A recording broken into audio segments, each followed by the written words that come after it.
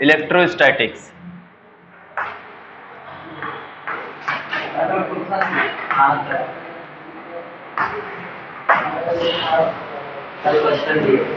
इसको बाद में डिस्कस किया जाएगा, शुरू से स्टार्ट कर रहे हैं, ठीक है। इलेक्ट्रोस्टैटिक्स।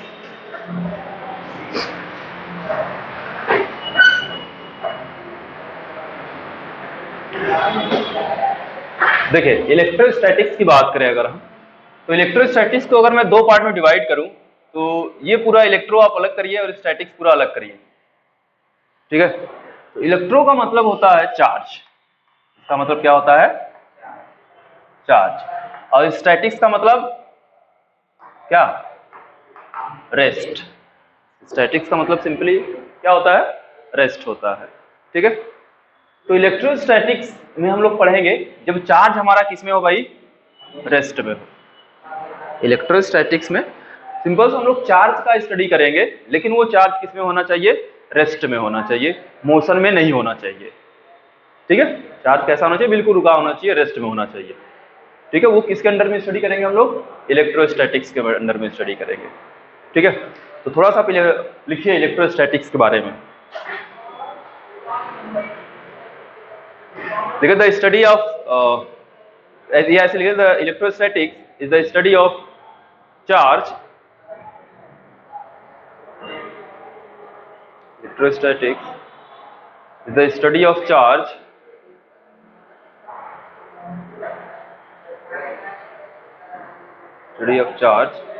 is at rest,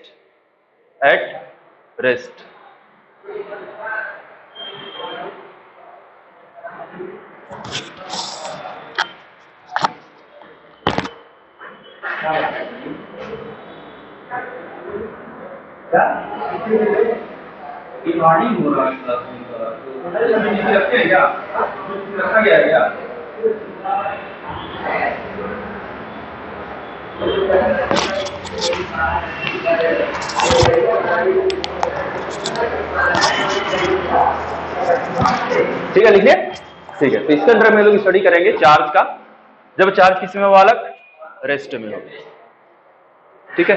अच्छा, यहाँ पे चार्ज नाम आया है, तो चार्ज के बारे में कोई बता सकता है चार्ज क्या होता है? चार्ज तुम बहुत बचपन से पढ़ते आए होगे, सुनते आए होगे। चार्ज के बारे में कुछ पता है आपको? कोई इलेक्ट्रिक है ना, तो उसमें अगर चार्ज प्रेजेंट रहेंगे तब इलेक्ट्रिक उसमें फ्लो करेगा। अच्छा, नहीं तो नहीं करेगा? नहीं तो नहीं करेगा। तुम्हारे अंदर चार्ज है?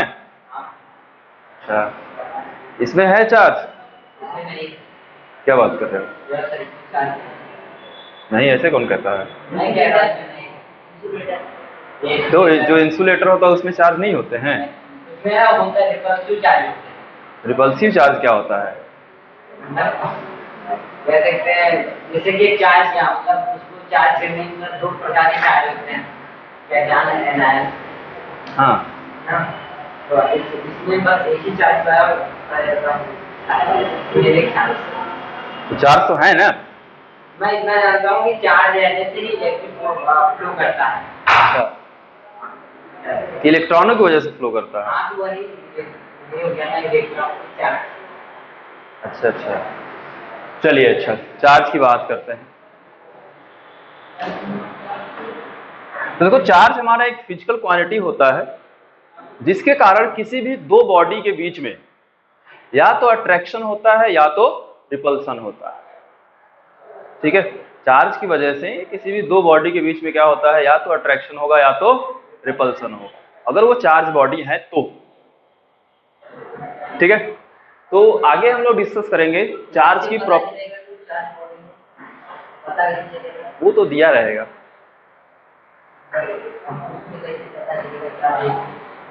हर बॉडी में चार्ज होता है, हर जगह चार्ज होता है, ठीक है।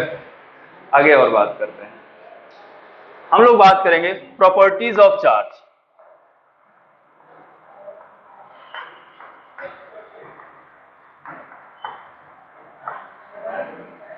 चार्ज की कुछ प्रॉपर्टी होती हैं, हमको वो जानना है, ठीक है। तो देखिए, सबसे पहला बात करते हैं टाइप्स ऑफ चार्ज।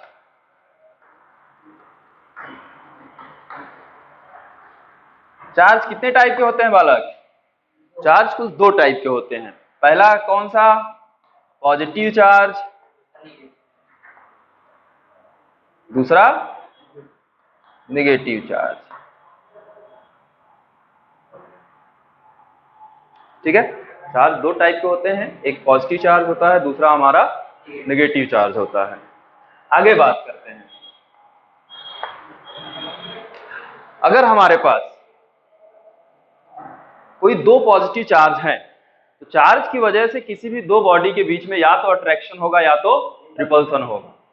ठीक है, चार्ज की वजह से किसी भी दो बॉडी के बीच में या तो अट्रैक्शन होगा या तो रिपल्सन होगा।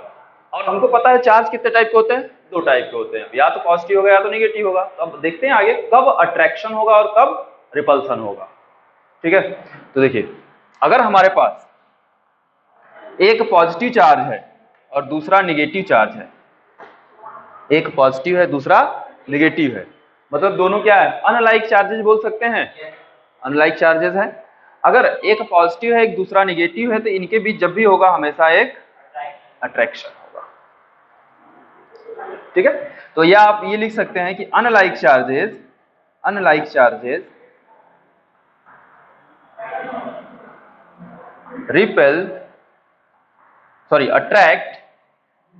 attract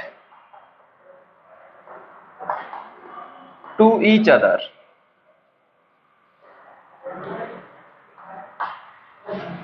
ठीक है, unlike charges attract to each other. आगे इसी में बात करेंगे बालक,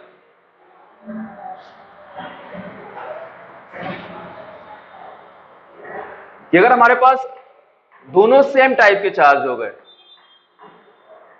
मतलब दोनों क्या हो गए? पॉजिटिव हो गए, बोले तो लाइक चार्जेस जिसको बोलते हैं, तब इनके बीच हमेशा एक रिपल्सिव फोर्स लगता है। ठीक है, या दोनों पॉजिटिव हो गए या तो दोनों नेगेटिव हो गए, ये भी तो हो सकता है, या तो दोनों पॉजिटिव हो जाए या तो दोनों नेगेटिव हो जाए, तो इनके बीच भी क्या लगेगा बालक? रिपल्सिव फोर्स लगेगा, रिपल्सन होगा। तो लाइक हम लिख सकते हैं तब कि भाई like charges are repel to each other. ठीक है, जो अनलाइक चार्जेस होंगे वो एक दूसरे को रिपल करेंगे।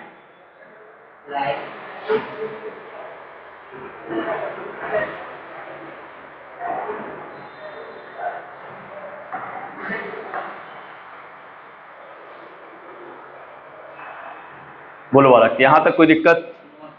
ठीक है, ये चार्ज की प्रॉपर्टी है कुछ जो कि आपको याद रखने पड़ेंगे।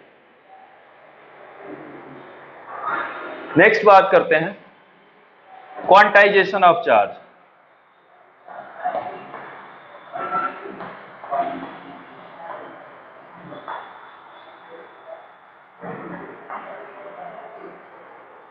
ठीक है, क्वांटाइजेशन ऑफ चार्ज।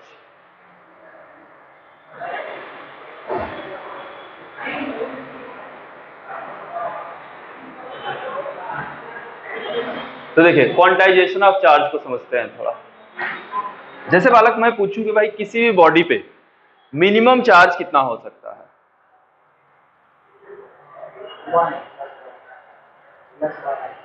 +1। क्यों, इससे कम नहीं हो सकता है?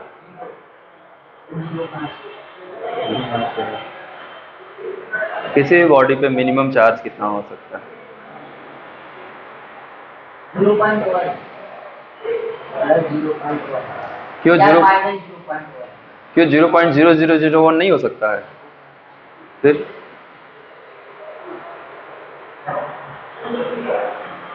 चलिए, तो किसी भी बॉडी पे अगर मिनिमम चार्ज पूछा जाए,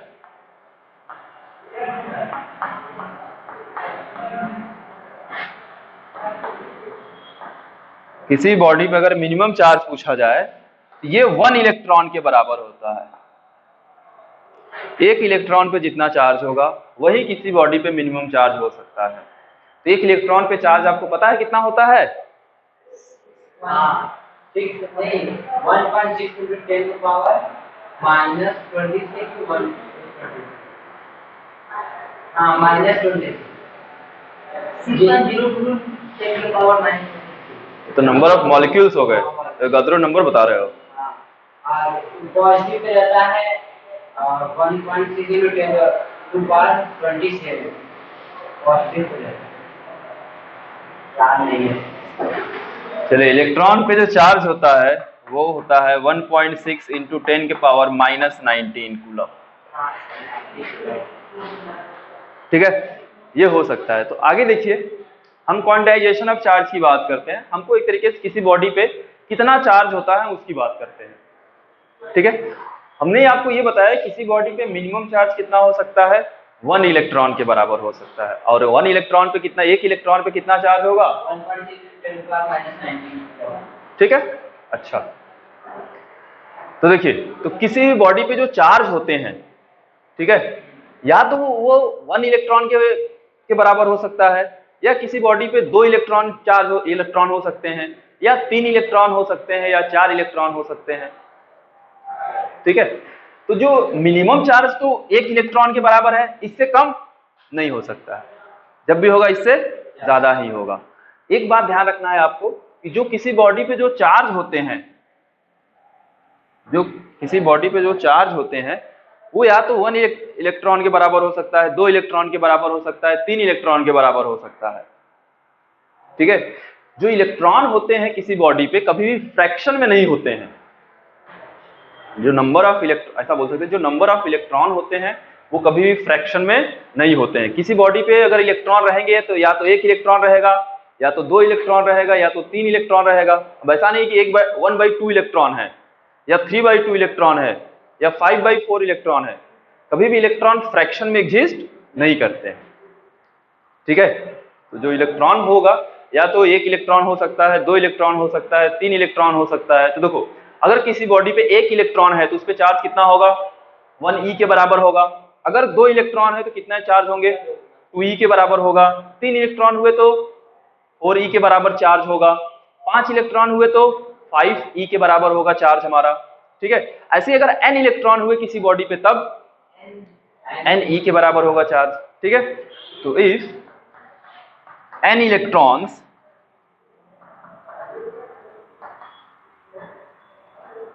are present in the body, then charge, तो चार्ज को हम लोग Q से डिनोट करते हैं बालक। तो कितना चार्ज होगा, n इंटू ई के बराबर होगा।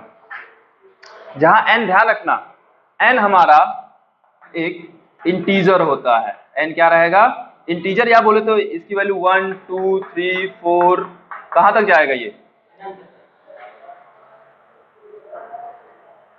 ठीक है, तो एक बात ध्यान रखना कि जो n होता है ये हमेशा एक इंटीजर रहेगा, कभी भी फ्रैक्शन नहीं रहेगा। अच्छा, इधर वाला मिटा दें।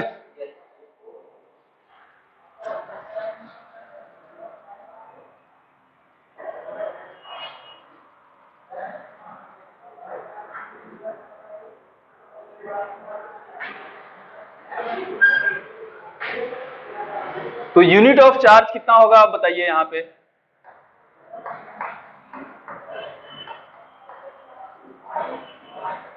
यूनिट ऑफ चार्ज कितना होता है बालक, कूलम। इसको C से डिनोट किया जाता है। ठीक है, एक बात यहां ध्यान रखना है कि जो n है हमारा, ये क्या बता रहा है, नंबर ऑफ इलेक्ट्रॉन्स। n क्या बताएगा, नंबर ऑफ इलेक्ट्रॉन्स। ठीक है, तो किसी बॉडी पे इलेक्ट्रॉन, जो नंबर ऑफ इलेक्ट्रॉन होता है, या तो 1 हो सकता है, 2 हो सकता है, 3 हो सकता है, कभी भी वो फ्रैक्शन में नहीं रहेगा। ठीक है, इतनी बातें समझ में आई है। चलिए नेक्स्ट बात करते हैं, मास की बात करते हैं। किसी भी बॉडी के मास के, चार्ज का और मास से क्या रिलेशन है। ठीक है, तो हम मान लेते हैं कि हमारे पास एक बॉडी है जिसका मास m है। एक बॉडी है जिसका मास कितना है, m है। ठीक है बालक, चलिए हमने क्या किया, इस बॉडी में से एक इलेक्ट्रॉन निकाल दिया, एक इलेक्ट्रॉन क्या किया, निकाल दिया। अच्छा इलेक्ट्रॉन निकाल दिया, थोड़ा यहाँ पे और अच्छे से इसको लिखते हैं थोड़ा सा। कभी कभी आप देखोगे यहाँ पे प्लस माइनस एन ई लिखा रहता है, Q is equal to plus minus n e. अब देखो कोई बॉडी, अगर किसी बॉडी में से अगर इलेक्ट्रॉन निकाला गया है, ठीक है, तो उसमें पॉजिटिव चार्ज आता है कि नेगेटिव चार्ज आता है? जब निकालते हैं यूज करता है तो पॉजिटिव रहता है और जब गेन करता है तो माइनस। ठीक है, मतलब ये प्लस माइनस साइन हमको यही बताएगा। अगर कोई बॉडी इलेक्ट्रॉन दिया है तो उस पर क्या रहेगा, पॉजिटिव, मतलब प्लस एन के बराबर होगा। ठीक है, अगर वो एन इलेक्ट्रॉन लिया है तब कितना चार्ज होगा उस पर, माइनस एन के बराबर होगा। ठीक है, तो ये प्लस माइनस मैंने यहाँ लगा दिया है। प्लस माइनस वो हमको बताएगा कि इलेक्ट्रॉन ले रहा है या दे रहा है।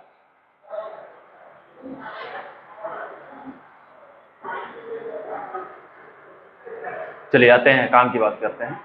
हमने सपोज किया है कि एक बॉडी है जिसका मास कितना है बालक, m है।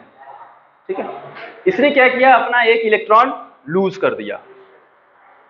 ठीक है, अभी तब इस पे हम इसको m प्लस लिख सकते हैं। इलेक्ट्रॉन लूज किया है, इस पे पॉजिटिव चार्ज आएगा। मान लेते हैं कि एक इलेक्ट्रॉन लूज किया है तो एक तो पॉजिटिव चार्ज आ गया। ठीक है, अच्छा फिर से इसी बॉडी पे आते हैं। ये क्या किया, एक बार इलेक्ट्रॉन लिया, गेन किया। जब इलेक्ट्रॉन गेन करेगा तो इसी बॉडी पे कितना, m माइनस चार्ज हो जाएगा। तो दो अलग अलग, तीन आपको यहाँ बॉडी दिख रहे हैं, एक ही तीनों बॉडी है। ठीक है, बस एक में क्या किया गया है कि उसने अपना इलेक्ट्रॉन एक बार लूज कर दिया है, दूसरा क्या किया है, अपना इलेक्ट्रॉन एक बार गेन किया है। ठीक है, ये मैं तीन मास लिखा हूं। क्या आप ये बता सकते हैं कि अगर कोई बॉडी अगर इलेक्ट्रॉन लूज कर रहा है या गेन कर रहा है तो उसके मास पे कोई इफेक्ट पड़ेगा या नहीं पड़ेगा? इलेक्ट्रॉन, जब वो इलेक्ट्रॉन लूज कर रहा है या गेन कर रहा है तो उस समय उसके मास पे कोई इफेक्ट पड़ेगा कि नहीं? अगर नहीं पड़ेगा तो क्यों नहीं पड़ेगा, और अगर पड़ेगा तो क्यों पड़ेगा? और साथ में इसमें से आपको ये भी बताना है तब किसका मास ज्यादा होगा, किसका मास कम होगा। जब इलेक्ट्रॉन देगा नहीं, जब एक इलेक्ट्रॉन रिमूव करेगा तो उसके चार्ज मतलब इलेक्ट्रॉन निकल जाएंगे। अच्छा, अगर गेन करेगा उसका बढ़ जाएगा, तो जब गेन करेगा तो उसका मास बढ़ जाएगा और जब लूज करेगा तो उसका मास घट जाएगा। चलिए ठीक है। तो अगर कोई बॉडी अगर इलेक्ट्रॉन गेन करती है तो इसका मतलब ये हुआ कि वो इलेक्ट्रॉन क्या कर रही है, वो एक इलेक्ट्रॉन ले रहा है। अच्छा एक इलेक्ट्रॉन ले रहा है, तब इलेक्ट्रॉनों पे मास पता है कितना होता है इलेक्ट्रॉन का मास? मास ऑफ इलेक्ट्रॉन कितना होता है बालक, बताइए? 1.1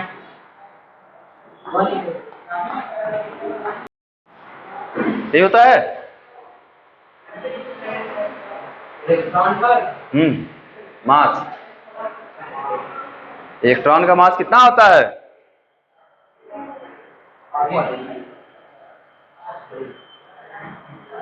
ठीक है, 9.1 × 10⁻³ kg।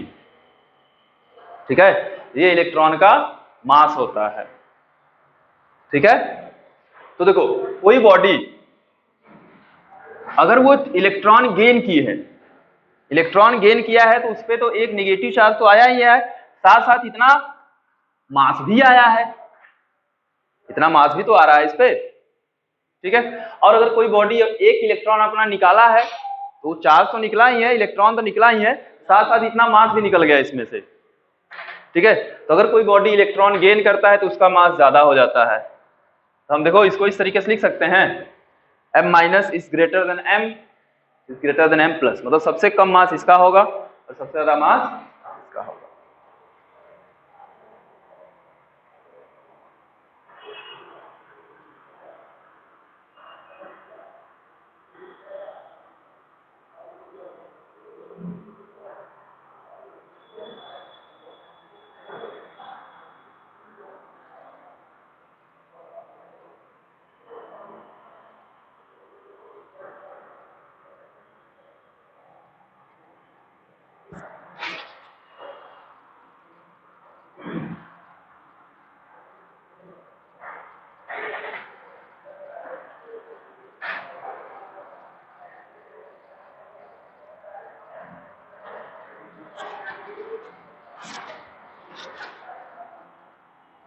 चलिए देखिए, तो प्रॉपर्टीज ऑफ चार्ज हमने पढ़ा है यहाँ पे कुछ, ठीक है, क्या चार्ज की प्रॉपर्टी है। आगे बात करते हैं हम लोग वेज ऑफ चार्जिंग।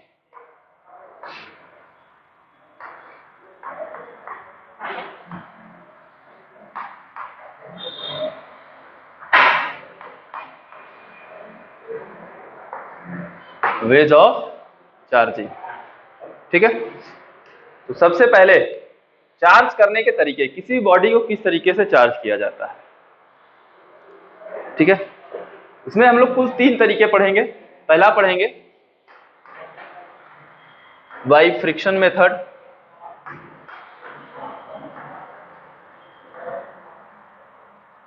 दूसरा पढ़ेंगे बाय इंडक्शन मेथड,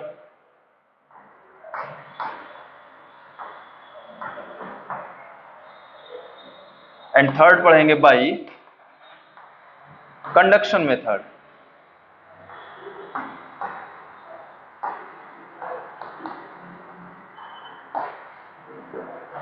ठीक है, ये कुछ 3 प्रोसेस हैं किसी भी बॉडी को चार्ज करने के लिए, ठीक है। बाय फ्रिक्शन मेथड, ये तुम लोग बचपन में खूब किए होगे। जैसे क्या करते थे, अगर पेन को तुम लोग अपने बालों में रगड़ो, रगड़ के अगर कॉपी के अगर पेज उठाते थे तो क्या कहता था, उसको ट्रैक करता था, ठीक, करना जाके, ठीक है, करना जाके, ठीक है, अरे फिर से करना, मैं भी किया हूं, ठीक है। ये होता है बाय फ्रिक्शन मेथड। क्या हुआ, फ्रिक्शन, किसी 2 बॉडी के बीच में अगर हमने फ्रिक्शन किया तो क्या हुआ, इलेक्ट्रॉनों का एक्सचेंज हुआ, ठीक है। तो एक बॉडी पे क्या आ जाता है, नेगेटिव चार्ज आ जाता है, दूसरे बॉडी पे क्या चला जाता है, पॉजिटिव चार्ज चला जाता है, जिसकी वजह से इनके बीच क्या हो जाता है, अट्रैक्शन होने लगता है, जिसकी वजह से इन दोनों बॉडी के बीच क्या होता है, अट्रैक्शन होने लगता है। तो ये होता है बाय द फ्रिक्शन मेथड, बिल्कुल सिंपल तरीका है, ये बचपन में खूब किए हैं, ठीक है। मेन होता है हमारा इंडक्शन और कंडक्शन, ठीक है। अच्छा, इसमें भी सबसे इंपॉर्टेंट हमारा कंडक्शन मेथड आता है, होता है, ठीक है।